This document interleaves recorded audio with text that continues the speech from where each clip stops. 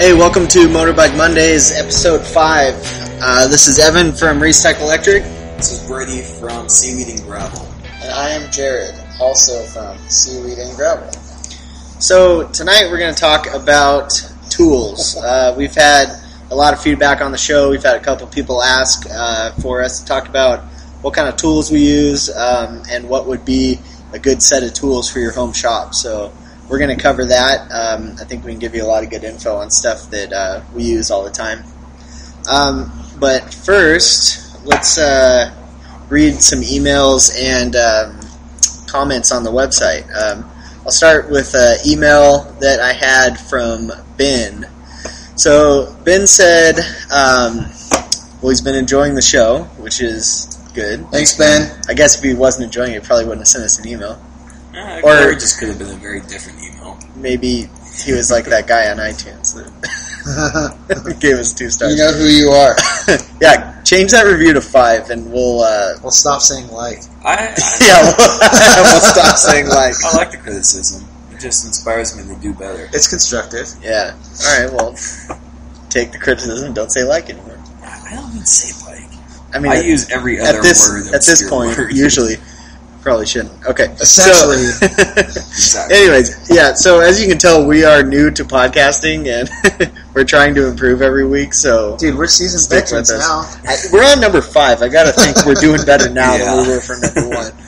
Alright, anyways, so Ben says, I'm wondering if we could talk about tools. Well, we are, Ben. We're going to talk about it tonight, but... He says, I come to motorcycles from a mountain bike and road bike background, which means I've spent most of my time working with hex wrenches and a few bike-specific tools. What are the basic tools I need to start working on my motorcycle? Do you have a preferred brand or one I should avoid? I am mostly concerned with having a core set of tools to do most things rather than a completely comprehensive set that does everything. Ben has a 75 CB360 that he bought in Colorado and is driving in Brooklyn. Yeah, I loved mine. I had one of those, and it was a great little bike. So, I guess nothing specific there. We're going to cover all that tonight, Ben, so just listen to the show. This show's for you, Ben. Yeah, it's tailored all for you. Needs. And, let's see. I had an email from Zach. Let's see. So, Zach says, hey, guys, love the podcast, stoked on the info. I got my first bike, a CB550, about 5 months ago, and he's already hooked. So, yeah, it's a good bike to get hooked on. He also has a CB750 and a CL350 he's rebuilding. Way hooked. Yeah, that's a pretty good little... That's a good stable you there. got. Not bad. We just had... we always get 550s and 750s in the shop, but we just had the CL350. The CL's the scrambler, right? With the high pipes? I love those. Yeah, That's a badass bike. Yeah, we've worked with a couple of those before. So the 350 is a Frankenstein thanks to the previous owner. Lots of shady electrical, carb sealed shut with silicone. That is standard. Drain screws fully stripped out and rattling the fucking works on this thing. Yeah, it sounds like it. I did manage to get running after a carb rebuild, but it likes to spew oil out of the top of the breather and down into the ground via the tube. What does that mean? Maybe down onto the ground. Yeah. But the tube? The breather? The breather tube? Or probably, the breather tube usually goes inside or hooks to the air box. But it's just a crankcase vent. Right? Yeah, it's just a vent. Or it's on the, there's a crankcase vent and a head breather on the top of the head. Oh. So if he's getting oil out of that, overfilled?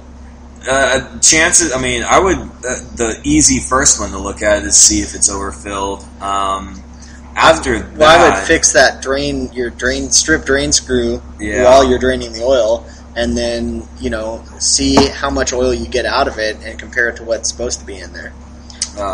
That's kind of hard, though, to diagnose, because there's could be a lot of things causing that. I haven't run into that problem too many times, and usually the times that I have run into it is because it has been overfilled with oil. Yeah, that's my first guess. I would, like Evan said, drain it, see what you got in there, and throw the proper amount in, and make sure to pull the oil filter cap as well and drain out of there. Yeah, there's a good almost not half quart, probably a quarter quart of oil in that Unless it's overfilled. So, yeah, it's hard to tell, but start there and see what you find. Let's see what else we got. We had an email back from Tom, although, we covered Tom last week. He was asking about parts for the, what was he dealing with? The CB400. Yeah. See, he doesn't like stalkers either. Yeah, I saw that. Everybody's had a bad experience with stalkers. I haven't because I avoid salvage. But it looks like he found a replacement cover on eBay for $35. So that's chill, dude. Perfect. That's the way to go. He sent the cover to his buddy that TIG welds. He said the metal was shit and he couldn't fix it. So that's good. You got a replacement on eBay. That's how I'd do it. Congratulations, man. Okay, so let's see. We got some comments on the website.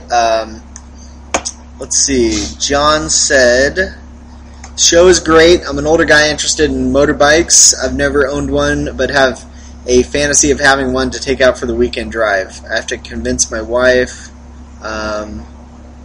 Just build a big enough seat. I guess there's not really a question there, but thanks for listening, and we are working in a segment for listeners' questions, so that's what we're doing. Let's see. Chris said, I found your podcast a little late. Well, no problem. You can go download all of them and catch up. Yeah, it can't be too late. Five episodes. So he bought a 78 Honda CT 185. What is a CT? I don't know what that model is. Oh, that's like the Enduro like bikes. Yeah, like the little Enduros. They had a 175 and 185, right?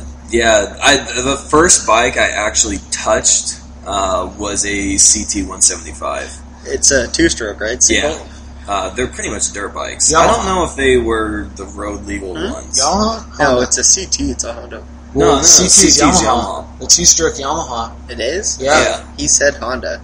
Oh, well, maybe. Oh, Well, because Honda, screwed. there's CT, Yamaha and Honda both had CT, but like the trails were CT, weren't Yeah. they? Oh. Microphone right Yeah, now. I'm way off. It is. Yeah, it's a Honda CT 185. Sorry, Looks like we it's a are little. looking it up We're right doing now. a Google search here. There it is. I've that never thing's seen one of those. sweet. That's That is either. badass. It's a. Looks like it's a four-stroke. Yeah. It's a four-stroke single. I've never seen one of That is those. awesome. Really cool bike. I could have sworn Dude, CT I think it's was Yamaha too. Check it out. Put in Yamaha I've never CT. heard of a Yamaha CT.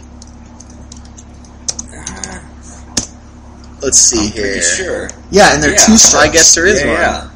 Yamaha had a little two-stroke CT model. Yeah, those things are awesome. Which Okay. is, yes. Well, I I think actually he's talking about the bike I was just looking at. Right, the Honda. Okay, so back Okay, to so anyway, that. so he says, it's a basket case. It turns over, but has some compression. Is missing enough to make it hard to start. Is this bike in restored condition worth anything, or should I just paint over the rust and make it a fun driver? I'm nearing 70 and don't need a rocket. It's a 185, so you're safe there. I have gone from a 51, how do you say that, Velocet? I've heard the name, but I really don't know anything about it. It's a really old brand. Velocet, I guess.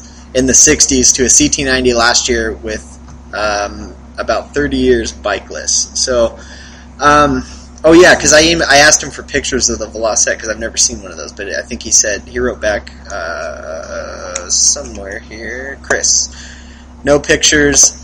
He loaned it to his brother in 1963, who loaned it to a friend, and this occurred in San Francisco in the 60s. Nobody can remember where it ended up. Too many organic smokes. No worries, Chris. Just kept getting passed around like a used book. That's rad. There's a rigid frame flat tracker 500 I cc was in the single. Navy. Oh, that's awesome. That sounds cool. That's cool. If you do ever dig up pictures of that, let us Yeah. know, because that sounds awesome. As As far as the I wouldn't say they're necessarily worth too much. To the right buyer, of course. There's always going to be the right buyer, Yeah. but it's finding. let's I look at it honestly- like restored.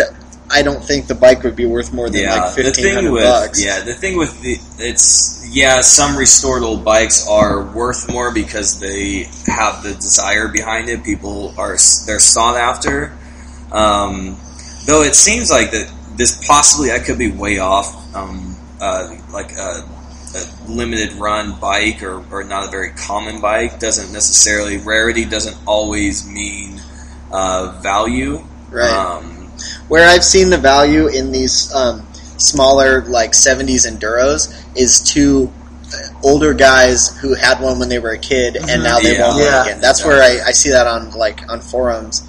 I'm on ADV Rider, which is where I just found that picture, advrider.com, all the time. And most of the forum, a big percentage of it's older guys, and the dirt bike sections, you see posts like this all the time where they went back and bought one of these little Enduros or dirt bikes that they have when they were kids, which is badass. That's exactly what I'm going to do. When I'm 50 or 60, I'm going to go buy up all this crap that I had that barely ran when I was in my 20s. And make it run because you have all the time in the world. Yeah, exactly. So I don't know. I mean, it's probably not going to be a super valuable bike. I don't know anything specific about those. It depends really what you bought it for and what your budget is. If it's something you're going to hang on to for a long time, I wouldn't go overboard, but spend enough money to make it nice so you enjoy it. I wouldn't think you're going to make money on it. Yeah, I would get it running if you do have a desire to just kind of see what happens from it. I would get it running solid, and then don't necessarily don't tinker with too much that you don't have to. More so just focus on the things to get it rideable. And safely, and then that could be a deciding point at that point. Where you want to go with it. Yeah, I mean, it could, you could ride around on it. It's like, okay, this thing is fun. I want to just make it nice, just keep it around, and then you can kind of just take it from there. Yeah, make it a long-term project. Yeah, or you could find out, like, I'm not too into this, wasn't what I'm expecting. There could be something else for me to put my time into that is more valuable for me, or at the end, when it leaves your hands. Well, just as a rule of thumb, you don't ever want to go upside down on the value of a bike unless you get to the point where you know you're going to keep it and it's worth putting the money into because you enjoy it. Unless the personal value outweighs the actual dollar value. Yeah. But for the most part, if you pick your bikes right, you can usually do this for a long time without getting upside down on a bike. So, but anyways, if you like it, put some money into it. But I would do that compression test, compare it to what the spec is on it, and then look into, if that's the main problem, look into why the compression's down, and then go from there. May just need rings, might not be a big deal. Yeah, and chances are, I could be wrong, but it doesn't seem like it'd be a very common bike to find parts for. Right. But chances are, it might take a little bit more digging, but you could probably find a ring set, say just to be specific on one thing, that was they use that ring set on multiple other bikes. The chances are they do. Yeah, I would think so. They tend to recycle and continue, especially pistons, on a lot of different bike models. Could be even saying the same motor or engine is another one. So I don't know. Figure out what you're going to do. Keep us posted. Sounds like a cool bike. I'd like to see some pictures of it based on what we just looked up. Yeah, definitely. Let's see. Mike said, "Nice work, guys. 4-year episode on buying a used bike. I didn't hear anything about checking for bent frames. Is that because it's not a problem? I've heard many horror stories of subtly bent frames and also heard they're not worth fixing. What's your point of view?" My point of view, I've never come across one. I think the only reason that you hear the horror stories is because, they are, but the only reason you've heard those is because that happened. You'll never hear of like, hey, I found this great bike and the frame's not bent. It's not something that comes up in conversation. Yeah, right. I can't even count the number of bikes that old beat to crap bikes that have been severely abused, and I've never. Well, in these older bikes, we're talking about like thick steel tube frames. Like you have to beat the shit or just wreck the hell out of one to bend the frame. So basically, get in a wreck. You got to do a face melter into a wall to bend the frame. Or get hit. Because the forks, there's all this other stuff that's going to sacrifice first before the frame gets bent. Yeah. The forks are going to get trashed, the rim's going to bend, the tire's going to blow. So to actually bend a frame, you pretty much have to try for the most part. Or I'd be interested. Mike, send us a comment back if you hear this. Comment back on the site or send me an email and tell us, like, give us some examples. I mean, how often have you actually heard of this and on what bikes? And I've only heard, I'd like to know a little I've more only about why you known bring it people up. that have bent frames or something because they bought a bike that was hit by a car, or they went down and the bike got hit by a car or something like that. Yeah, I can definitely see that being more likely the case than like it cracking on like stress of riding. And chances are, if it's a bent frame, it's got a salvage title to it. That's a pretty good point, yeah. Yeah. But, I mean, he's obviously come across this multiple times if he brings it up, you know? And I just think it's interesting that, like, he's heard this multiple times, but between the three of us, we've never come across it, so I just think it's interesting. Tell us more about it. Yeah. You know, why... it would have never crossed my mind to bring that up. So. Yeah, I mean, it is something that can be fixed too. I mean, anything can be fixed. Would it be worth it? Yeah, exactly. Yeah. I mean, if you had access to a frame jig to where you can get all the proper alignments set, to fix it depending on where the area is that's bent or cracked. You can just chop it out, remake it, rebend it, do what you need to, and slug it and sleeve it and weld it, and you can that will be a stronger fix than what was originally crafted. So yeah, I mean, of course, I mean anything can be fixed, worth being fixed. It all depends on your skill set and what you have access to, I'd say. Yeah.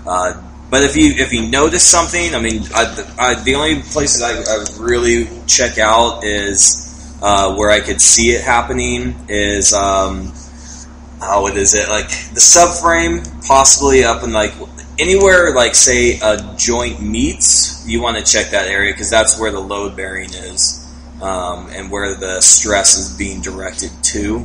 I check those areas. Most older bikes don't really have subframes. Right? Well, yeah. The whole rear section that you're sitting on. Pretty much the backside of the... I mean, they're just not, because it doesn't bolt off... But a subframe... That's what we're referring to. Implies a... Maybe not. I'm thinking... My first thought was a subframe, like thinking like on a dirt bike, implies like a removable section that's not as, like, structural as the rest of the frame, but... I just would... stay away from it. Yeah, definitely.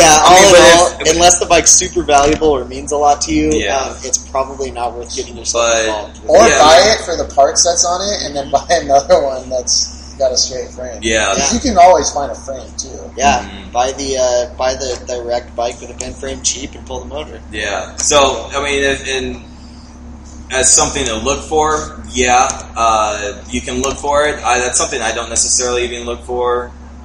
Just because I've never come across it. It's not a very. It's never happened to me or anyone.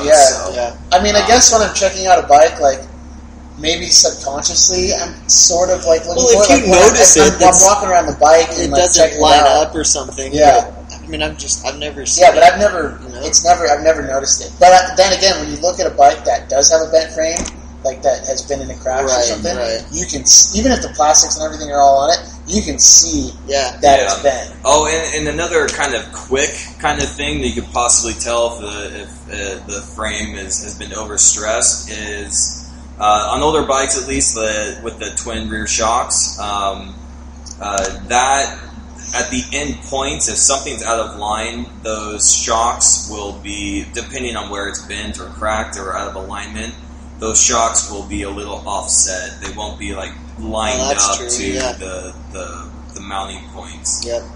So keep an eye out for that, I guess. And it's not something I'd be too concerned about. Right. It doesn't seem like there's a lot out there. We've run through our fair share of bikes. But that's all our emails and comments. So let's move to what's in the shop. What's in the shop? We need like a noise or like a something that plays. What's in the shop? Yeah, I'm alright with I think that was This Is the Voice. What's in the shop? I think I'm alright with just saying, hey, this is in the shop. No, we'll we need like some sound effects, like an explosion. Dingo and the baby. Alright. Wasn't that Family Guy? Yeah. I still have the CB550. Working on kind of just waiting on a tool to come in the mail and some parts still. Well, we're talking about tools this week, so what are you waiting for? I'm waiting for a die for the bender that I got the other day. And, I need it for basically almost every single bike I'm going to build after this, but this is just the first time I bought the bender. So I'm still working on the CB550. Started doing all that mock-up fab work for the Triumph Bonneville 650 that I got in, just doing some fab work for a guy. And the TX is back with a vengeance. It's not really a vengeance. No. It's just those bikes are notorious for the way they ran and the problems that they had. They overheated a lot, and at idle, after when it's really hot, they didn't like to idle, and I'm finding that problem now. So I'm having a little bit of a difficulty trying to get rid of that problem.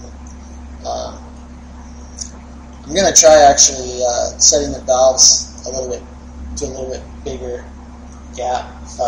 I would mess with the mixture before you start getting. I did that. I mixed with the mixture. I messed with it today after you left a little bit more, and it wasn't really doing anything.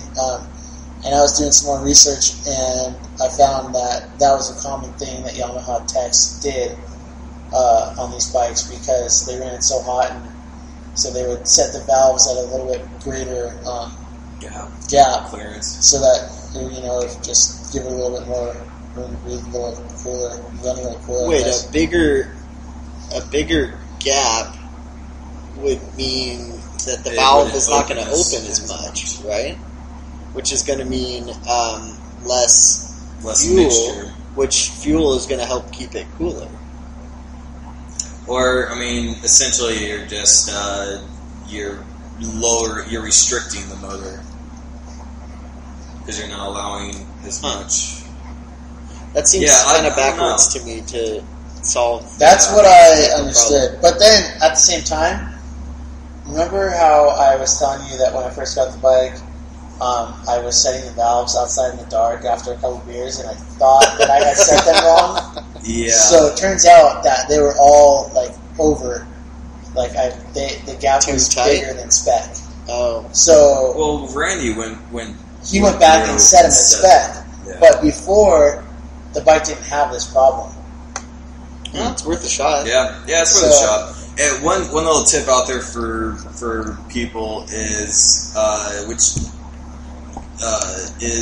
do when you're trying to troubleshoot something, always do one thing at a time and then test it. If it's still having that issue, try another thing. Don't do a bunch of things. Because then if it works, you don't know what it was. Or if it doesn't work, you don't know what to change back. Right. Yeah. Right. So. Or if it gets worse, you don't know what to change back. Yeah. Keep it to one variable. I think that's it. Yeah. Let's see. I've got the 550, CB550, broken down completely. I've been...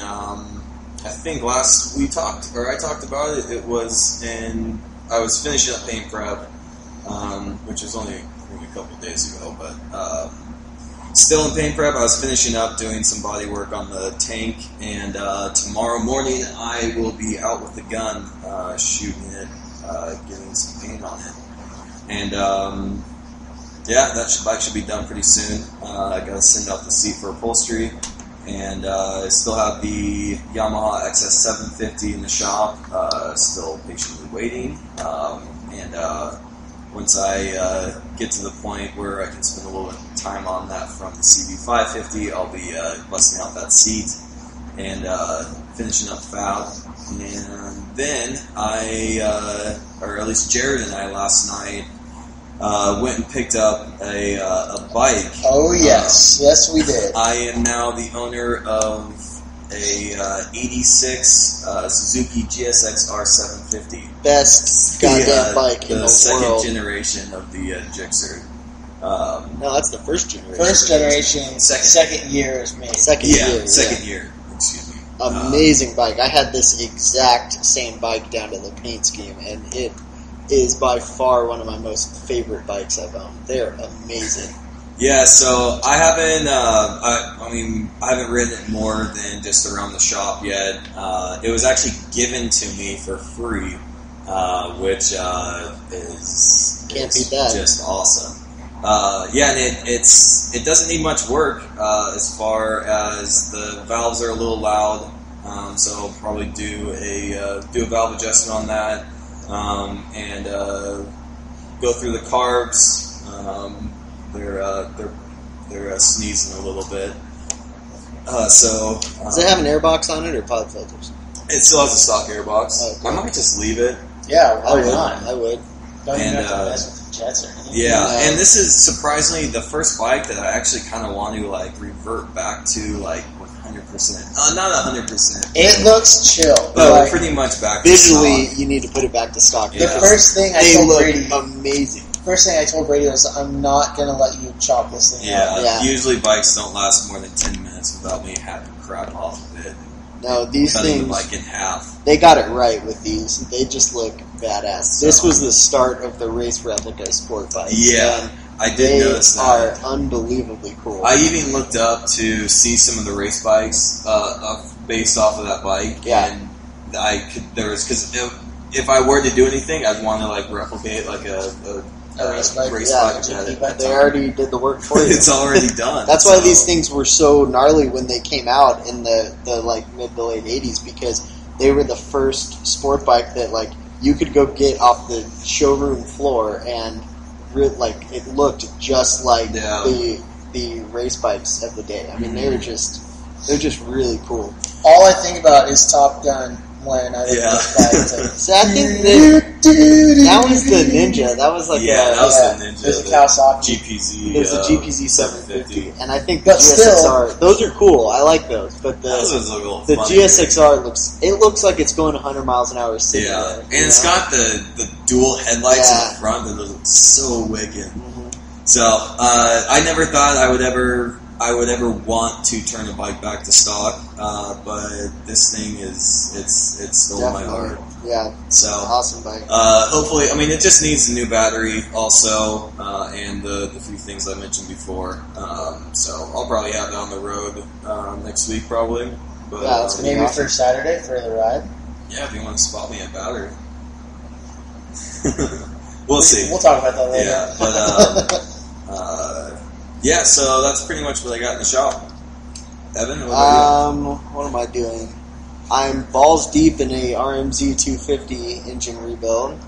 I see that. I've almost had the cases split.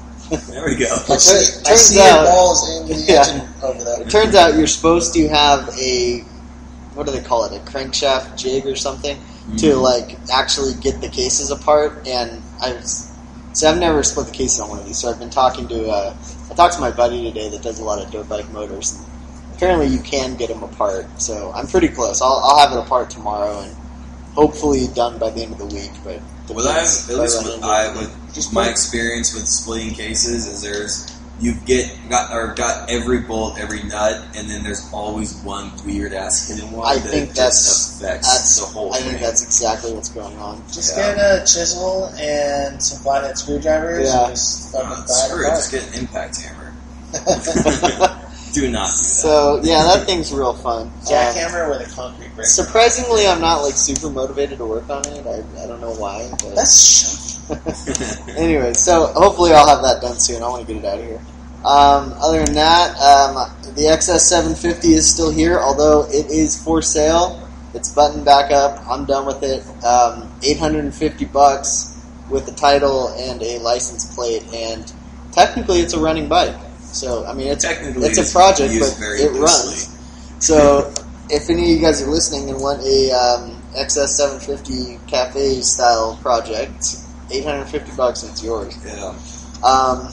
And what else? Still have that airhead sitting around waiting to get started on it or sell it or whatever he wants to do. And I have my KLR, my personal bike, a KLR 650. I have in here right now. I'm going to develop a couple plug-and-play wiring harness relay kits for it. So I've got it in here to do some work on it and then develop a couple wiring harness systems for it. So that's my news. That's what's up. All right, so tonight we're going to talk about tools. We've had a couple people ask about it, and we're going to go through, a list of tools, stuff that is standard that you need to have, some optional stuff, some motorcycle-specific stuff, and hopefully we'll just kind of run through the list, talk about them a little bit, and hopefully this will give you some ideas. And a lot of this stuff too, you'll find that you need it when you get to it. As far as like the standard stuff, like you'll pretty much need right off the bat. So I mean, from like taking a look at the list or hearing the list, or you might be thinking like, shit, I gotta spend freaking $1,000 in just tools before I get started on this. That's not the case. Not necessarily the case. A lot of these you may not need. Pretty much I built up, I assume like a lot of us built up our tool collection because we got to a point where we needed that, or got to a job where we needed that, so we went out and bought it, and we don't have to. No, to get started, go out. If you don't have any tools, go and buy one of those 100-piece tool kits. Dude, those Craftsman, I still have my Craftsman socket set. It's genius. It's pretty much like a full set. It wasn't. I think it was like $200. Go to Sears, freaking. They usually have them on sale all the time. And it comes in a freaking their own little tray, so you can keep things really organized. So if you don't have a large toolbox, that solves that issue right there. One thing I will say about Craftsman, we're going to talk about brands. Craftsman used to make amazing tools. For some of their more expensive tools, even their hand tools, they are still really good quality.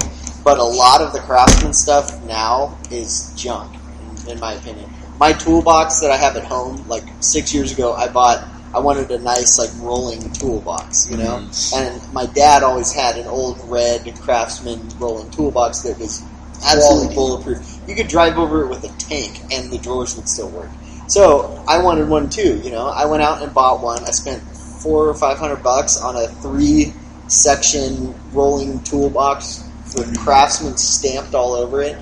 It is the exact same thing as the $150 Harbor Freight toolbox. Yeah. There's no difference except the logos. And I was so pissed when I got it out of the box that it was cheap. I mean, I was really annoyed that you can feel the difference with the metal, like too, like in the old ones, it's like solid and it's heavy, and then these ones is like tin. Yeah, exactly. The metal's thin. You can actually bend it with your thumb. Like, you push it on and it'll dent. Yeah. And a lot of the rails suck. The bearings in the drawers suck. Mm-hmm. They don't stay straight when you pull them out. They can't support a lot of weight. Like, I was just not happy with it. Yeah, I think a lot of that stuff... I mean, I haven't... As far as, like, the tools themselves, I haven't had any issues with them. I've broken so many of the newer Craftsman ratchets. Oh, really? Yeah, and they still will warranty them. Yeah. But, I mean, honestly, go buy the Harbor Freight ratchet. It's the same quality, and it's a quarter of the price, and they will still warranty it. So, like, I'm not happy with Craftsman anymore. I don't spend money on their tools, because it's just not they haven't screwed me over yet, and I'm still...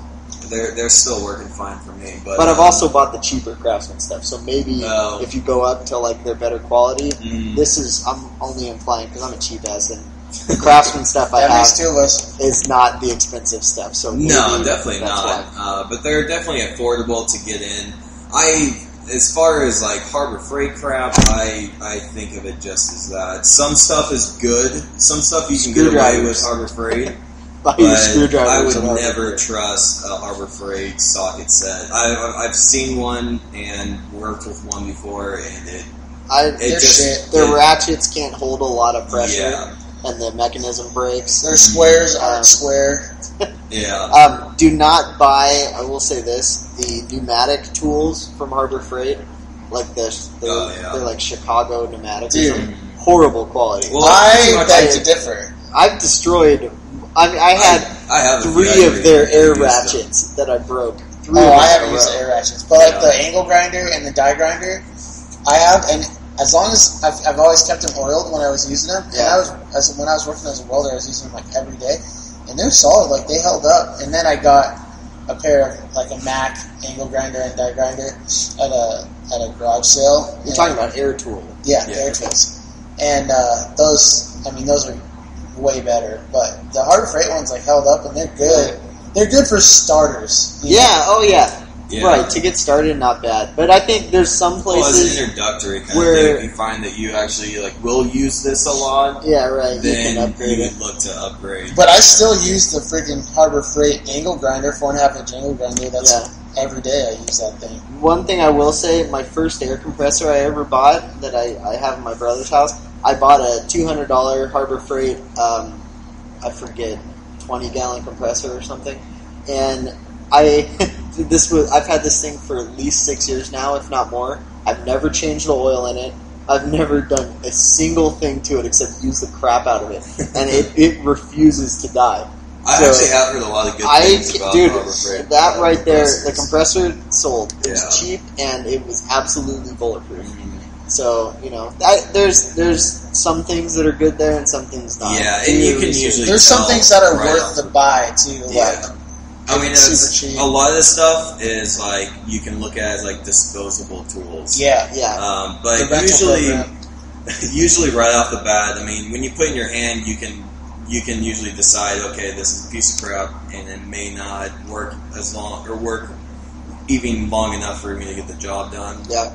Stay away from Harbor Freight ratchets and Harbor Freight wrenches and stuff like that. I think there's stuff that doesn't have any moving parts, like screwdrivers and wrenches are totally fine. I have a couple sets, and they're great. I've never had a problem with them. It's only the more complicated stuff, like the. I guess I'm generalizing too much. Really, just the air tools are what I've had a bad experience with.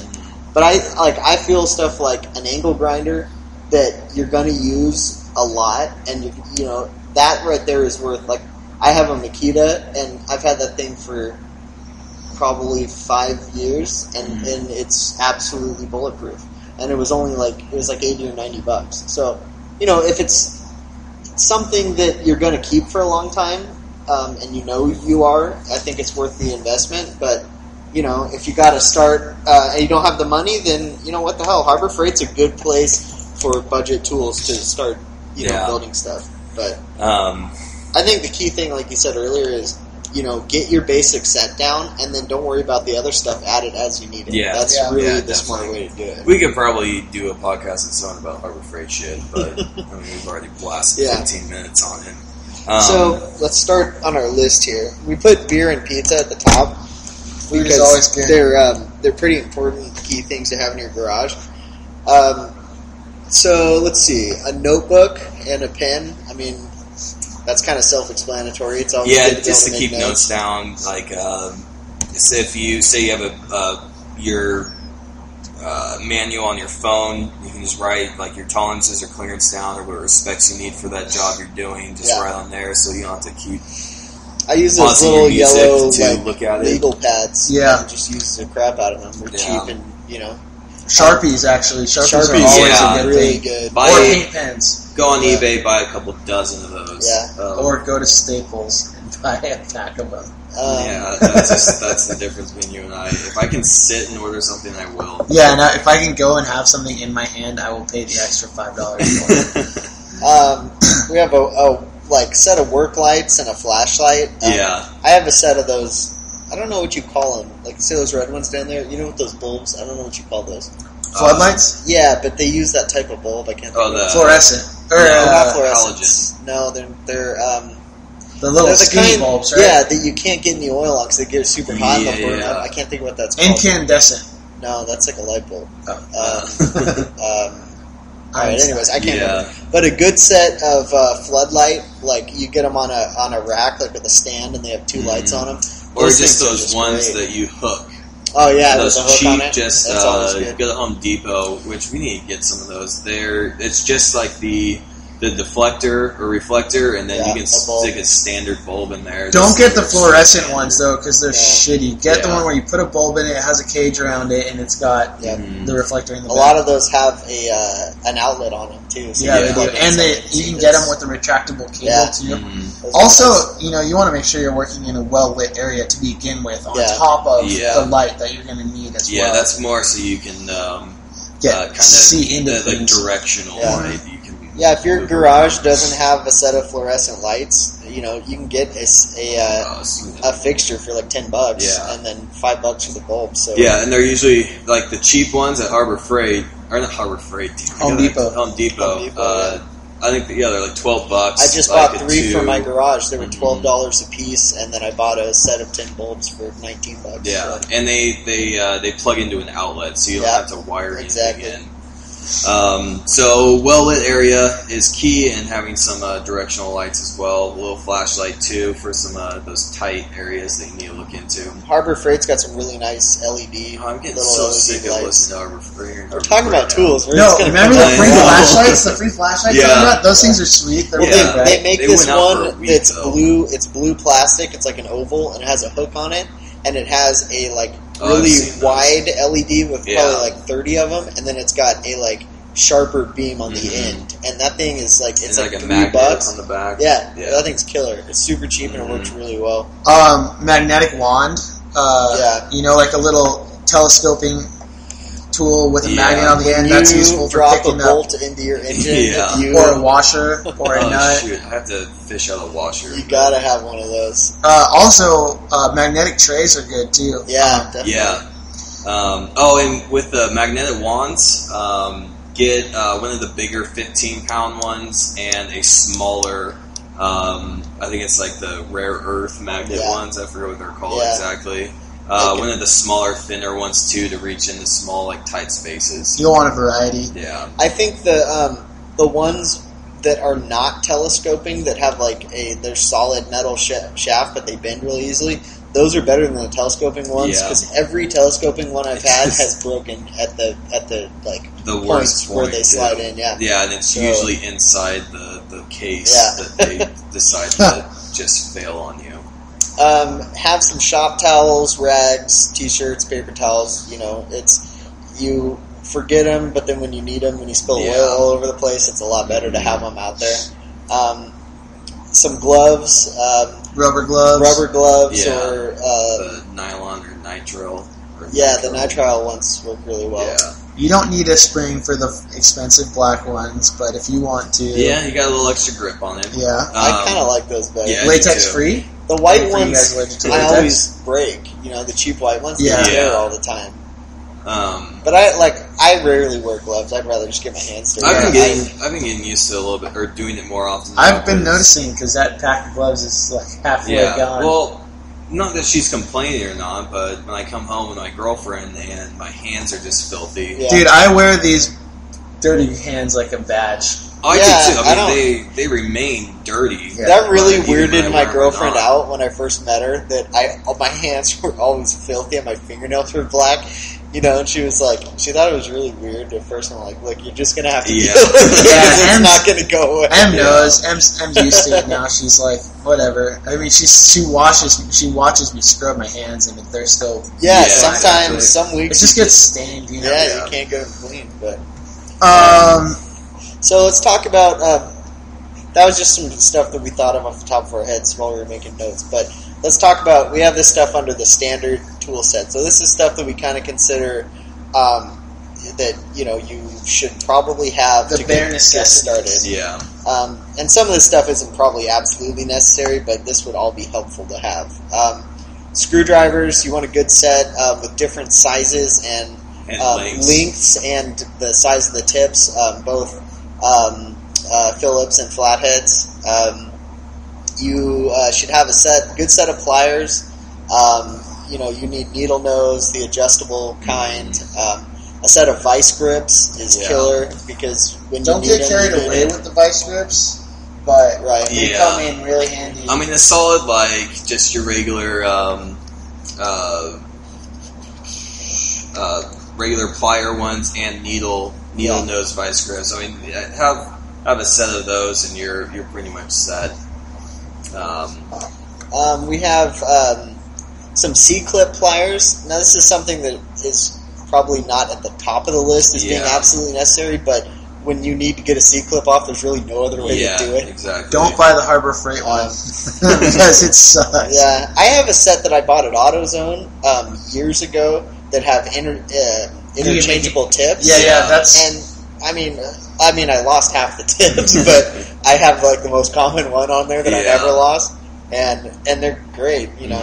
When you need them, you need them. Yeah, and you'll definitely. I mean, off the top of my head, where you'll need these is a lot of forks will have C clips, pulling different. Yeah. And trying to get a sprocket off. Yeah, there's usually a C clip over a sprocket. If you're ever working inside of an engine, like a lot of times the gears will have a C clip holding them on. So, and when that's not something you might not need to have up front, but when you get to it and you need one, don't try and do it without one. Yeah, you're just going to scar you're up going to destroy it. So just at that point, that's the time where you don't need to buy it up front, but when you get to that point, go get a set.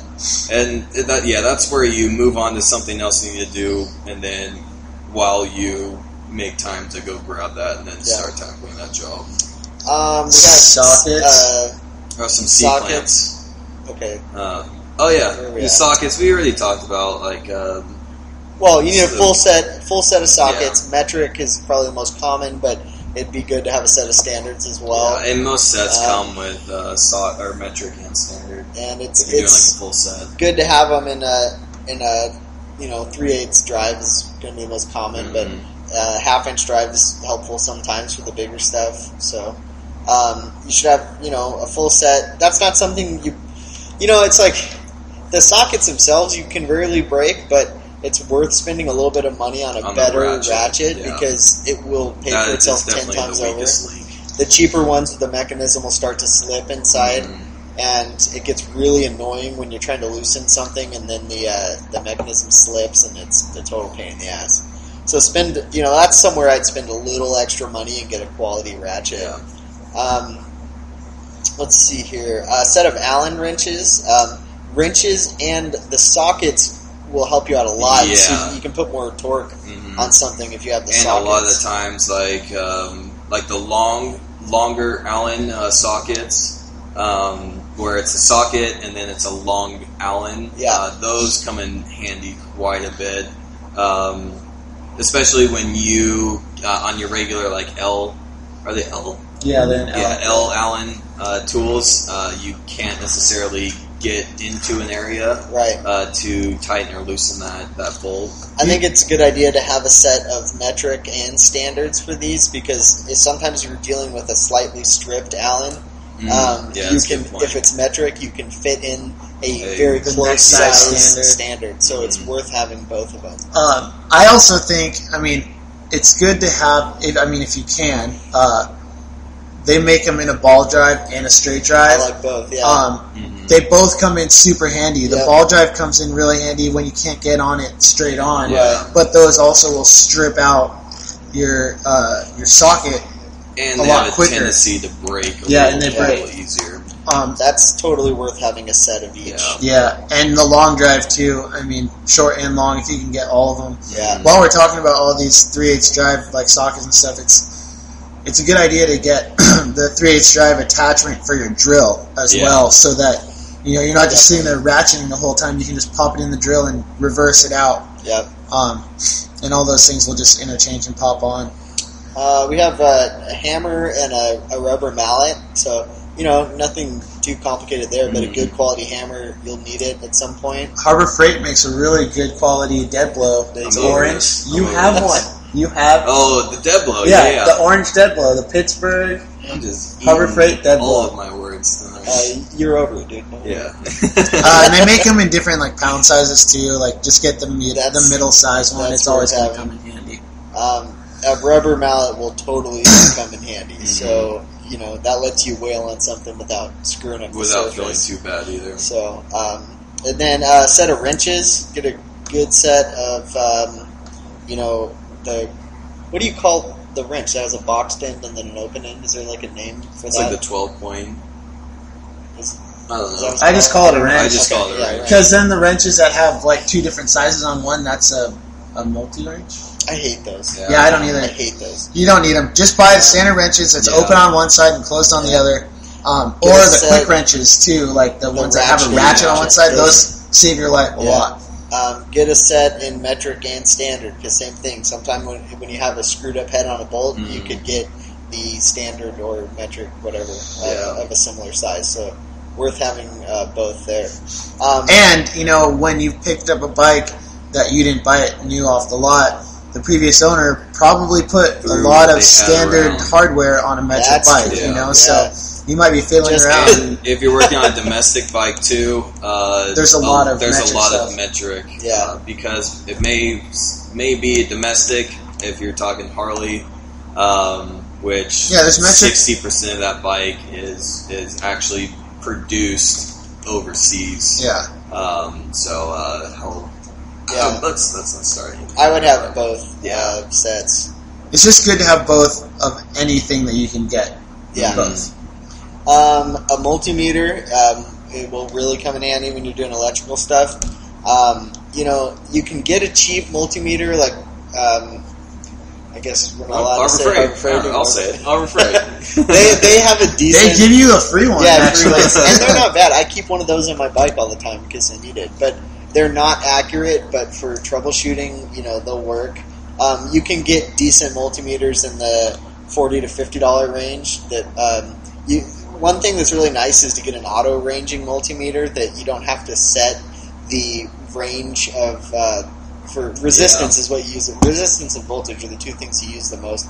And when you don't have to set a range on it, it can eliminate like you getting weird readings because you set the range wrong. So, but that's a feature that you only get in a more expensive meter. So, if it's something you don't use very often, the cheaper ones are just fine. If you find yourself doing more electrical work, it could pay off to spend a little bit more on one. It's also helpful, like they'll always come with leads that just have a pointed tip on them. It's helpful to get leads that have a clip on the end. So when you're trying to like find a short or something, you can clip on one lead somewhere and not have to hold it. So that's always and you'll actually find that those pointed tips are for you to stab into the wiring sleeve through the sleeve to the wire to actually contact with the wire. You'll rarely find that you ever do that. They're usually not even sharp enough to really do that. Exactly. One you'll trick end up just stabbing your finger or your hand anyways. So. One thing you can always do is take a needle, like a sewing needle or like a pen, like something sharp. Something really sharp. Pen. Yeah, safety pin. There you go. Stick it in there. You can stick that through the insulation, and that way it won't tear up the insulation, but it'll make contact with the wire, and you can grab onto it from the outside. So that's helpful. Let's see. Going down the list, center punch is helpful if you're going to have to drill something. It's really nice to have You're talking about like the spring-loaded kind, right? Yeah. Well, it's also really good for like if you've got a tiny little screw or something that's just stripped to hell and you can't get it out. You can use that center punch to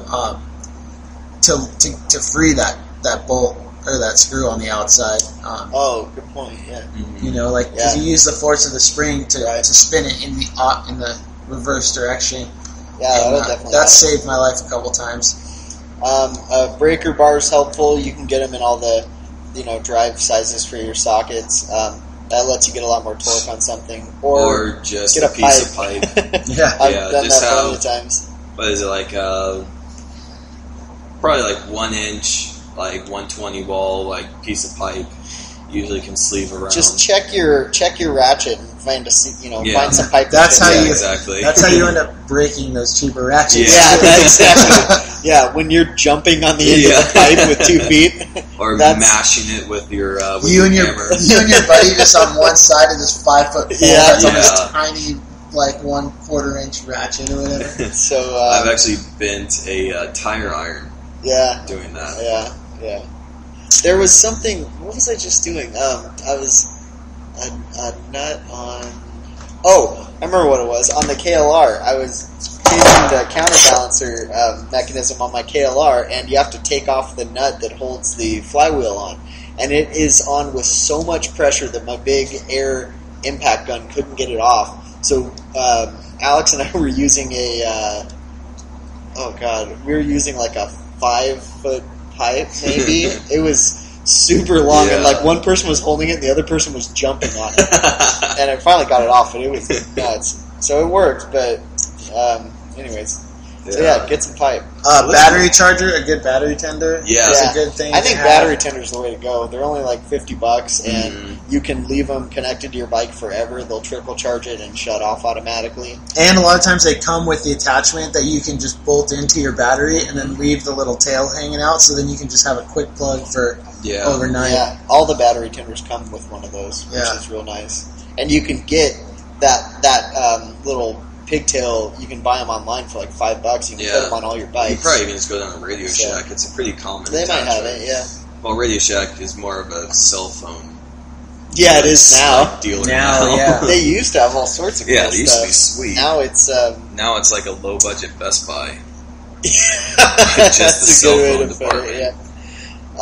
Let's see. We went over the drill thing, battery charger. Test light. Test light is real helpful. Yeah, because a lot of the times you're just using a multimeter to test for a connection. For continuity. Yeah. So a test light is really helpful because it visually lights up to tell you there's a connection. Yeah. That's good to use too, like when you're setting points. It's something really easy to do.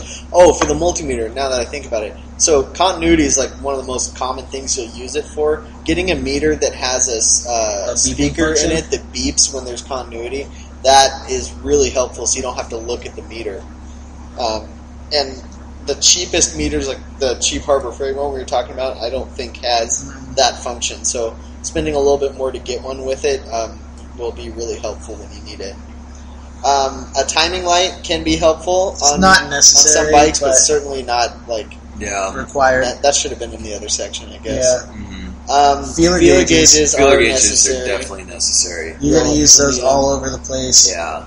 Get a decent set, too. The cheap ones, sometimes you need to bend them a little bit to try and get them into a tight spot. They also have feeler gauges. Not necessarily pre-bent, but they have like a little bit more of a pointed end. So it's thinner. Those come in pretty handy when you're setting like valves in a tight area. Yeah. Sometimes the actual valve tappet covers they can be pretty tight in there. The inner two cylinders on the exhaust side of any inline four. Yeah. So you can get those around $10, but they'll wear out too. But you can at least get a couple bike. Also, it comes in handy. It comes in handy with the feeler gauges if it's in thousandths and millimeters. Yeah. Because your manual might call out. They generally have both. Yeah, but it's nice to have, and then you kind of learn, what the corresponding is between the two of them. Yeah, or you may not be sure which one you just prefer, because I prefer standard, even though I don't know why, but thousandths. What else we got? I put spark plug gapper. That's probably not really necessary now that I think about it. If you're reusing old spark plugs, maybe, but... Well, that used to be, how they always said, it was the cover of the matchbook? Yeah. But, that makes me think that, spark plugs in the 50s, there must have been no quality control on these things, that you had to check them because they were all a different gap. Yeah, I think the standard is 32. Yeah. Which they generate out of the box. Yeah, you can use them out of the box and not worry about it. I can't even remember the last time I've never used exactly. I've used the filler gauge on them every once in a while, which you can do if you have that. It's the same thing as a gapper, and you can bend it with your fingers, basically. Yeah. So some wire brushes or nylon brushes, like we were talking about with the carburetors. Those would be really helpful trying to clean stuff up. And some Scotch-Brite pads. Scotch-Brite, that's more, I'd say, finishing, which... Well, I mean, they come in, any abrasive, but Scotch-Brite pads come in good, too, when you're, cleaning the engine, if you're scrubbing something. If you just want to get your bike clean, it's a good thing to use, we do use them a lot, when we're doing like on the forks, like cleaning the forks and getting that polish. But at the same time, like wire brush can be a much faster process for that. Yeah. They like the larger wire brushes to get like a lot of the grime and dirt and crap that's been sitting on it. Let's see. So these are kind of some of the less mandatory. This first one I'd say is pretty mandatory, though. That should be. This is the impact screwdriver. It's the big, bulky guy with the larger bits. We touched on it, I believe, the last episode. Carbs, yeah. And this is something that you can just whale a freaking hammer on. It's like a handheld impact wrench. Well, it's got a spring in there, so like you set it to like tighten or loosen, and you put it in the screw, and you whale on the back of it, and the pressure it's compressing, and then when it releases, it's spinning the bit, or spinning the bottom half, which is turning the bit. So you're breaking free, all that rust or whatever is seizing the bolt in there, and at the same time it's turning it. Yeah, it's loosening it out without stripping the bolt. And a little tip with these is when you have it set onto the bolt or the screw that you're trying to back out, is don't put a lot of pressure. Say if you're loosening it, don't put a lot of pressure counterclockwise to loosen it. Just hold that in position and hammer it and let the tool do the work itself. But make sure you pre-tension the tool, because you don't want to have any slop in it. You want to have the mechanism set tight already. Just enough to where you pull out the slack.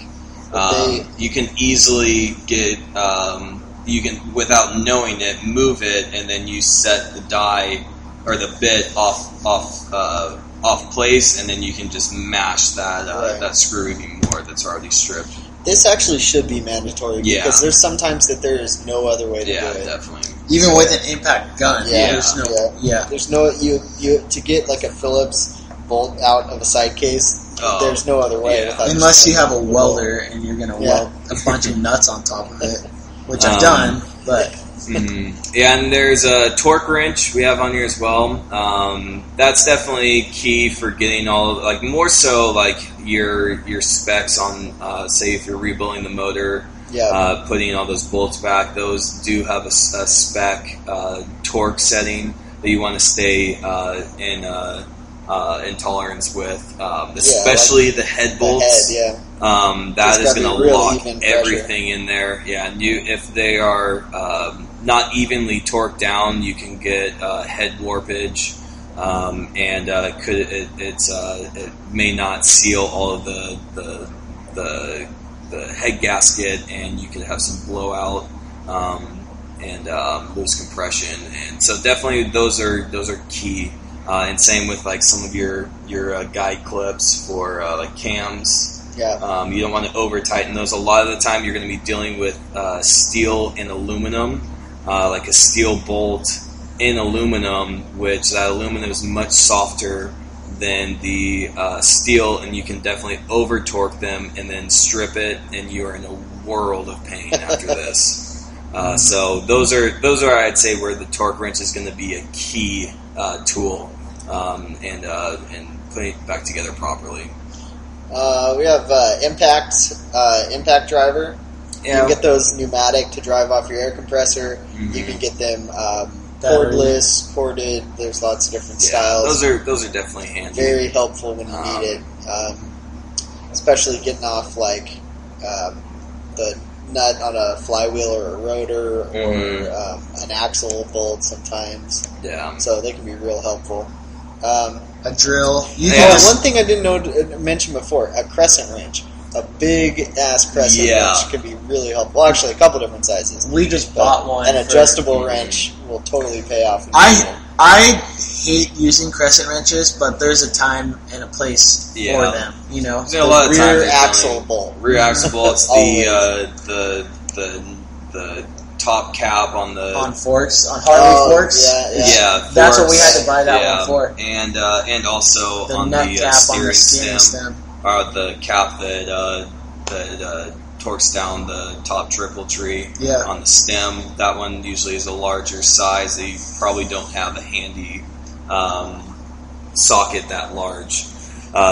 So those definitely come into play commonly, and we've got a drill. Yeah, Cordless is pretty nice. Well, I mean, and you can go to Home Depot and you can get a set of a drill and an impact drill in the same, in the box kit for $200 or whatever. That's somewhere I would not go to Harbor Freight for a drill. Yeah, don't. Yeah. I've bought multiples of their cordless drills, and they're all crap, complete crap. Yeah, and anyone who's worked construction or anything will usually have their bias on brands. And so I don't think it's necessary to go completely through this. No, but it's something that will pay off. DeWalt all the way for my cordless tools. Yeah, Milwaukee's I'm a huge fan of. They've never. But that's somewhere that it will pay off to spend the money on. Yeah, buy a good set. It won't break. You'll have it forever, and it's not just going to come into play on motorcycles. Yeah, you're going to use it on your honeydew list. Yeah, exactly. I actually have the Home Depot brand, the Rigid, and they are solid. Those are the ones that we've been using in the shop, and they're really good. I used to be all about Makita. I was in the Makitas for a while until Milwaukee's new brushless drills came out. Oh wait, is that the white one that you have? It's like the green, white and black. Yeah. Okay, never mind. Milwaukee was what I was talking about. But Makita makes good drills too. Yeah, I've had Makita, not that I have now. Those new, I can't afford the freaking new Milwaukee's. Those brushless. Oh yeah. Those things the new DeWalt ones are. That's one of my favorite things to do when I go to Home Depot or Lowe's is just test all the drills. But we can easily get carried away on this. But let's see, where were we? Soldering iron. Soldering iron. Damn it. Okay, General. Soldering iron. Okay, let me talk about soldering irons for a second. You don't need to spend a ton of money on one. The nicer ones, I've got a really nice Weller because I use it all the time. It's worth spending the money because I do so much of it. But don't buy the guy in your garage, there's a time and a place for the Harbor Freight ones. They have a couple different styles. If you use it very infrequently and you don't use it for very long at a time, they're okay. But if you find yourself doing more electrical work and you use the iron for longer periods of the time, you'll burn up the Harbor Freight ones. They don't last. They're not meant for continuous use, and they will burn up. So, really where I would go for a soldering iron is for a cheap one that's good quality. This is the place you go to Radio Shack.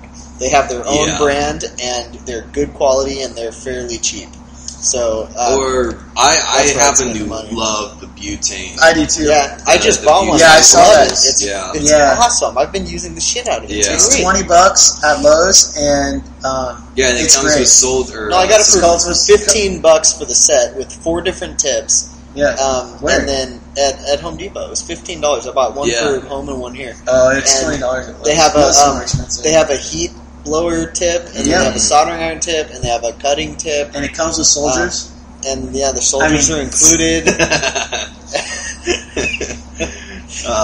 But I've never had one before, and I'm totally sold on that. That's what I used to. It also comes with a sponge, and if you don't know what that sponge is for, it's to get all of the old, or at least all the freaking solder off of the tip, and keeps your clean up your soldiers after. Clean up your soldiers. It's a key thing with soldering is keeping your tip clean. Yeah, just keep that tip clean. Yeah, if you're gonna solder on, you got to make sure you. And I do this. I don't know if it's Okay, I'm gonna get a little bit more. I know that, but let me just speak my mind real quick.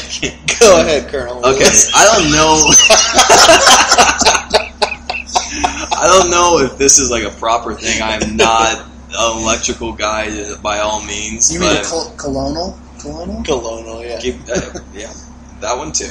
But I prime the tip, a fresh tip. Oh yeah. You always should. Okay. Yeah. Because if you don't, that's the quickest way. You can destroy a tip on a soldering iron in 2 minutes. If you don't, it's called tinning the tip. Yeah, tinning. You melt a little bit of solder in there. You should do it as soon as the iron heats up. I mean, that's a quick way to test to see if it's hot enough, is to put a little bit of solder on the tip and make sure it melts cleanly. You should always tin it before you start soldering because it actually lets the heat flow into the wire better. Yeah. And then as soon as you're done, so even if your soldering iron or soldering iron didn't come with with a sponge, cut up a little Sponge, yeah. Well, you use the ones with like the rough side that you use for dishes. Yeah. You use one of those, get it wet, and then every time you're done, if you do this, the tip will last forever. After every connection you solder, clean the tip off on the wet sponge and then tin it again. Mm-hmm. And always before you shut it off, all that flux too. Yeah, you got to get it off. If you leave it on there, it'll burn into the tip, and the tip won't be able to flow heat into the metal anymore. Yeah. So always make sure you do that, and the tip will. I've had one on there for about a year because I always take care of it, and it doesn't ever die. So yeah, definitely do that. That's a good point. All right, heat gun. This is definitely comes in handy for electrical heat shrink tubing. In those cold winters when your hands are freezing. Yeah. I don't really know too many. I don't really have any other uses for it other than that. A torch. Torch is definitely a very key thing to have. There's many uses. You'll find some. Getting bolts free that are just seized in there, definitely. Heating stuff up, trying to expand it. Like on this engine, I'm going to have to put the bearings back in, so I'm going to freeze the case, freeze the bearings and then heat up the case. Yeah. It's a quick way to to shrink up metal and to expand metal, and then very helpful. Yeah. So bolt extractors, I never use them. I've had some experience with these. The drill bit type, as long as the bolt is not like torqued down a lot, the drill type that you drill a pilot hole and then you put the bit in and kind of back it out and it'll bite and pull the bolt out. They work, but only on stuff that's not super tight. So there's a place for them. They don't always work. You'll break them a lot, but sometimes they will do the job. And then the socket type bolt extractors are necessary sometimes when you have a hex head bolt that is stripped. The corners are stripped. Mm-hmm. These sockets will bite in and can pull just about anything out. So again, it's not something you probably need to have up front, but if you get to the point where you can't get something out, then you'll most likely come across a point where you're going to have a broken bolt. On an older bike, you'll find that. A drill press, probably not necessary, but pretty awesome when you need to. Yeah, when you're making precise holes, it definitely comes into play. You don't have to have it, but it does make your life a lot easier. And when you first start using it, after using the hand drill, you get pretty pumped on it. You get excited about the holes you drill. There's that. Jared already mentioned ratchet type wrenches. This one, a welder. If you're going to be doing your own fab, a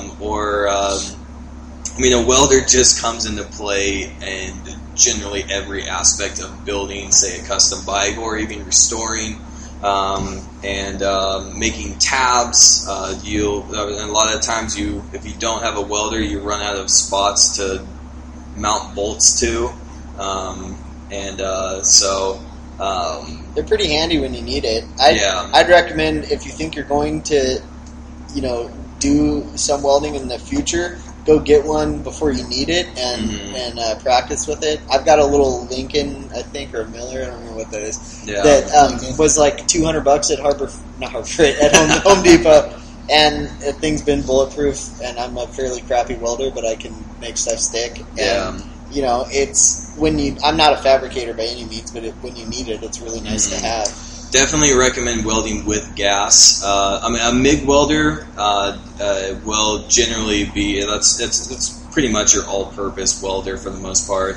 The downside is just how mine's a flux core MIG welder, and it is so messy. Yeah, flux is really messy. Yeah, it's all over. But you can run that with gas. Yeah, I know. I just never bought the conversion. You just have to change polarity and hook up the. But you have to buy the little regulator and shit for. I looked it up one time. It was $150. We both use the Harbor Freight regulator, and it works fine. Really? No, not mine. Yours isn't Harbor Freight. No, I would like Eastwood, to which probably comes out of the same factory. Yeah, I know. You can convert that one. I've just never done it. I honestly, I don't use it enough to spend the money on it. So pretty much when you're welding with gas, it is releasing a shielding gas, which will better contain your weld. What's it? Well, it gets the oxygen. Something out in of gas the is what MIG stands for. Melted. I don't know. Yeah, I mean, it's the type of gas. It's inert. Well, it's argon and CO2 is your it's mix. argon, carbon. And it's usually like 70-30 or 75-25. Yeah, it's referred to as gold It mix. stands for MIG something inert gas. I'm not sure, but we're already an hour Who 15 cares? minutes in. We're Let's spend the next half an hour trying to think of this word. Do your research on this. Is going to be a shorter podcast, guys. We're an hour and 15 minutes in. Angle grinder is that comes in again for fab. A welder, and if you're doing any fab work, an angle grinder and a welder are your bread and butters. Yeah. This is where I definitely, my opinion, I'd say spend the money on a decent angle grinder. I agree. I'm just cheap. Yeah. And I would say, like, as far as, like, size, 4.5 will get pretty much nearly every job done for you, and you still got that extra power from it. Then you can get the cutting, the grinding, the flap wheels, and you wire can take wheels. care You of can do absolutely everything. everything. That's one of the best tools. So definitely angle grinder, and it's probably one of the most versatile tools that I have. Yeah. Is that like a orbital sander? Yeah, I put down a random orbital sander. I have one. I don't use it very often, but when I do need to prep something, I rarely paint things, but when I need it, it's really nice to have. Definitely. I bought a $50 Milwaukee one at Home Depot, and it's. Yeah, I think I have like the Ryobi Home Depot one. It's lasted me for like 7 years. I don't really use it often, but it saves a lot of time if you actually have to do a decent amount of sanding. Definitely. We may get into a podcast where we're doing like paint prep. Yeah, that'd be cool. So we'll probably go into that more. And then motorcycle specific tools. Chain breaker. That's very helpful. Very helpful, definitely. They're like the O-ring style chains. You'll need a chain breaker and this is called riveters too as well, where it's pretty much it mushrooms those ends to hold the links in place. Well, because you can get an old chain off with an angle grinder, you're not going to reuse it, but like you also a lot of times will buy a replacement chain, and if it's not the exact length for the bike, you might need to. You obviously don't want to cut it up. So you buy a chain and it comes in lengths of 120 or 130 or whatever. Right. You might only use 110 links. So that's I mean, this definitely isn't a must. I think you can even rent these from like AutoZone. You can just pretty much you pay for it, and then you have 90 days to return it, and you get all your money back. Yeah. So a lot of the specific tools you can find to rent. Where you can get one that's decent for $10? Chain breaker? Harbor Freight. Yeah, that you'll break all the tips on them. You want to bet? I'll bet you later. Alright. Mine works. I've had it for like 2 years, and it's and you've used it once. No, I use it on every bike. A cable luber. I like these, but mainly from. I come from like riding a shit ton of dirt bikes. Was how I got into all this in the first place, and that was really helpful because you're always getting dirt and crap from the desert, sand and shit into your cables when you crash, which happened to me a lot. And a cable luber really helps because it'll hold. Motion Pro makes a nice one. It's like $10, and you connect it to the cable up in the lever, and it holds it open for you, and you can pump in the lube from a spray can, and it works.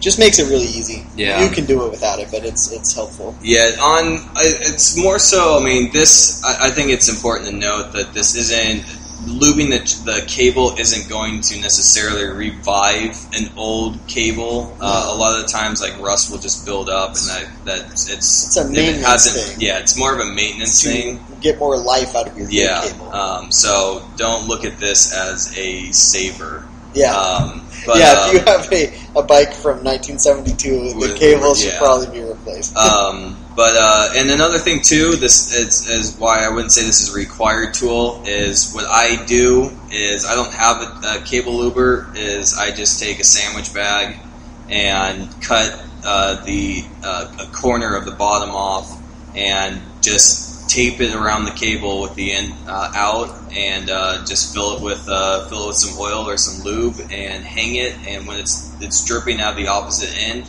it's all lubed up. Yeah. So you don't necessarily need to have that, but convenience-wise, I'm sure that's a lot easier. Do you use the Ziploc kind or the fold-over kind? I usually use a Ziploc, just because they're usually a little bit more heavy-duty, and I put some like the hefty. Yeah, just stick a little freezer bags. Nah, it's a little overkill. Yeah, I'm not doing like 10 at one time. Okay. And then stick some wire through it, hang it wherever you want it. And let's see. You could also throw an IV. Like a fuel IV is is really helpful. We talked about that a little bit before. It's pretty helpful so you can run a bike with a gas tank off. You can get them online pretty cheap. I got mine for about $20, and it's a plastic bottle with fuel line coming out of it and a valve, so it makes it real helpful to be able to have the tank off and still run a bike. Yeah. I put a carb sink tool on there. If you need to sink the carbs, it's helpful. It's a vacuum sink. You can make one out of some clear tubing and like ATF or something. Yeah, what I've found is it's usually more work than needed to actually make one than the $40 you spend to buy one. And I have a nice Motion Pro one, and I've used it once. So we use a carb sink fairly often, just because we tune so many bikes, right, and then a lot of bikes coming in and out. You can also bench sync them, which we'll get into. We're definitely going to do a carb tuning episode. We'll touch on that when we do so then. Flywheel puller. Pretty helpful. If you need to get a flywheel off, you have to have a puller. Don't try and do it without definitely. one. But those are also extremely specific to the bike you're working on, yes, so it's not something you go buy unless you need. Mm-hmm. And then a compression tester. This is something that might be in the, I don't know, it's not necessary, but it's good to have. For troubleshooting or checking out a new bike to you, it's very good to have. Yeah, and you can easily, without that, if you're trying to figure out where a leak is, say you could have your, on your air compressor, you can have the little air blower with the rubber tip on it, and you can do a leak down test, which I'm pretty sure we mentioned. I think so. How to do that in a previous episode. So that doesn't necessarily give you your compression number, but it can diagnose that way. But chemicals. This is some of the stuff that will probably come in handy around the shop or around your garage or wherever you're working. Carb cleaner. There's a reason that's on the top of the list. Always have a couple bottles in. Yeah, and carb cleaner is pretty much the same as brake cleaner as well. There's probably a few chemical difference in the brake cleaner evaporates faster. Yeah, I generally use carb cleaner.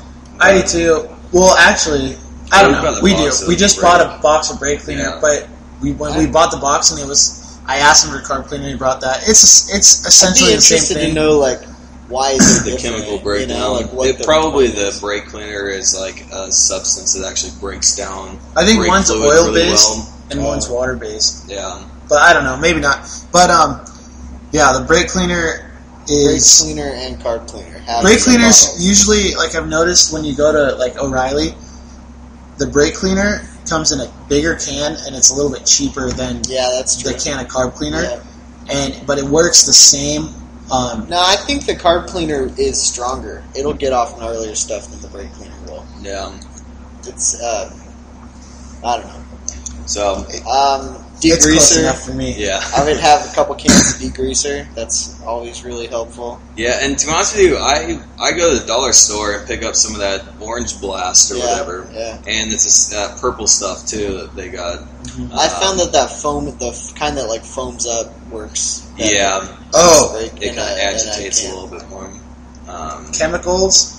Well, I guess it's not really a cleaning chemical, but Seafoam is a good one. Yeah, Seafoam is good to have. It's always good to run in your fuel on an older bike. Yeah, but if you're going to clean the carbs, you don't necessarily need it. Right. Well, and it's also not what it claims on the can. Yeah, it's not like the magical fluid that they would like you to think it is, but it is helpful. And so... chain lube. You got a bike with a chain. It's always good to have. You need to keep up on that. Keep your chain in good shape. Yeah. Grease. And if it's a new chain, don't worry about lubing. They come pre-lubed. Some all-purpose grease, definitely. For wheel bearings. Wheel bearings, the steering stem bearings, or steering bearings, or like a lot of the older bikes are the ball bearing type. Yeah. They definitely need to be well greased. Same with the tapered bearings. I've got oil and coolant. I always keep a jug of 2050 oil around, just so in case I need it. Coolant, same thing. Just jug of standard. If it is a water cooled motor. Yeah. And some starter fluid. Starter fluid can be helpful. You could also use brake fluid or brake cleaner or card cleaner. They are all very combustible. Fork oil. If you're going to be rebuilding forks or just checking out the replacing oil in the forks, usually it's very rarely or commonly fork oil being swapped out is very forgettable. And so a lot of the times... but don't forget to put fork oil back. You'll bottom out your forks real quick. ATF is good to have, is another, especially if you've had a bike that, the compression might be a little low, and before you want to tear it apart, put some ATF down the cylinders just to... Well, you can also use ATF in your forks. In the forks. But that's works out to a medium weight. Like a 15. Oh, no, 5 is pretty... like a 15. Yeah. If you don't have fork oil around, you got a bottle of ATF, throw some crap in there. I've got that in my KLR right now, and it's... Yeah, I generally, I haven't had any issues with it. I've actually made a specialty blend for a certain bike because I lowered it so much. Right. Where I've mixed some different weight, just motor oil, to kind of make my own specialty blend. So if it's oil, it'll run through there. So some lube and WD-40, some penetrating oil. That PB Blaster stuff's awesome. PB Blaster definitely is great stuff. This will help some tough, stubborn bolts or nuts. Spray some of that, penetrating oil or penetrating lube in there, walk away for an hour or so, and it'll definitely, chances are, it could break free or move to other steps. But at least that's given a fighting shot with that stuff. So anti-seize is also good too when you're putting screws back in that are going to be coming back out. That maybe have seized before. Spark plugs. Yeah. Spark plugs. I change mine often. I don't really use it myself, but I've heard it recommended a lot. Yeah. At auto stores where they try to get you a little ketchup packet. And some Loctite. Gotta have Loctite. Loctite, definitely. The red and the blue I use the red on most things. Yeah. Even though they say the red is supposed to be non-removable, it still is removable. It's totally removable. Even if you're having difficulty removing the red Loctite, this is where a torch comes in handy. I believe red Loctite at 200 some degrees, it becomes very brittle, and at that point it'll break free. Pretty much that's the unlock button or unlock key it's amazing how well that works. Yeah. And then I also thought of some silicone that you get in the little tube. That's helpful for sealing stuff up sometimes. And the non-hardening gasket sealer, the gasket maker stuff. Yeah. I use that on gaskets all the time for stator covers, and it'll Honda Bond is that stuff's really good. That Honda Bond, in my opinion, is probably some of the best gasket maker. It'll make the gasket seal better, and it'll almost always let the gasket come off in one piece without tearing, so you can reuse it. So that's worth having. Some chrome, aluminum. Yeah, some Mag aluminum polish, definitely. I like Mothers. I think a lot of us here do. We love our Mothers. But Yeah, I mean, there's probably a lot of things we missed on here, and a lot of things we just added that probably don't have to be in here. But I think that gives you a pretty good overview. I'd say that's a very thorough overview of. That's a lot of tools. Yeah. So again, you'll find most of that stuff in our shop or in our garages. Yeah. But it's all those things are good things to have. You don't necessarily need everything. You don't even probably need half of that stuff. Another thing that we didn't mention is no. We mentioned that. Is a valve spring compressor. If you're rebuilding the motor or just going through the heads, you are going to need this. You can.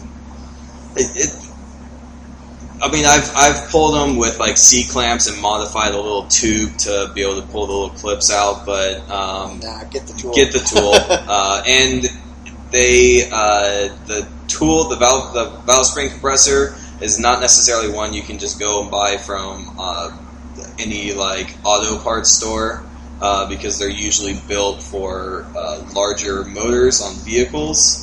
And you will not be able to remove them.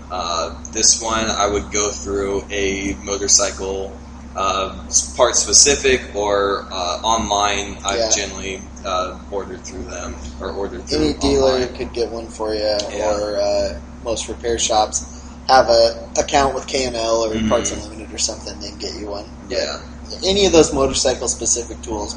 A dealership will have. Cycle Gear has a lot of tools like that, or very easy to find online. Motion Pro makes a lot of that stuff. They're cheap and good quality. So. And a little tip too when you're doing, just because I just remembered, when you're doing pulling valve springs, this is where that little magnetic wand comes in handy. Where you can just compress the valve springs and then use that magnetic wand to pull the clips out. The retainer clips. I think that about covers it. I think that covers a lot it of tools. More. Yeah. So, anyways, hope you enjoyed listening to this, and hope we gave you some good info and helped you out to plan your toolbox. So, if you're listening to this, you are not a toolbox or a soldier. And make sure you pick up your soldering irons. Yeah. So, alright, so anyways, this was episode 5. Thanks for listening. Check us out on the website, motorbikemondays.com. Send us an email, contact@motorbikemondays.com. Listen to us on iTunes. And get in touch with us. Let us know what you think. Ask us questions. And we will be back next week. Yep. See you later, guys. Bye. Cheers. Bye.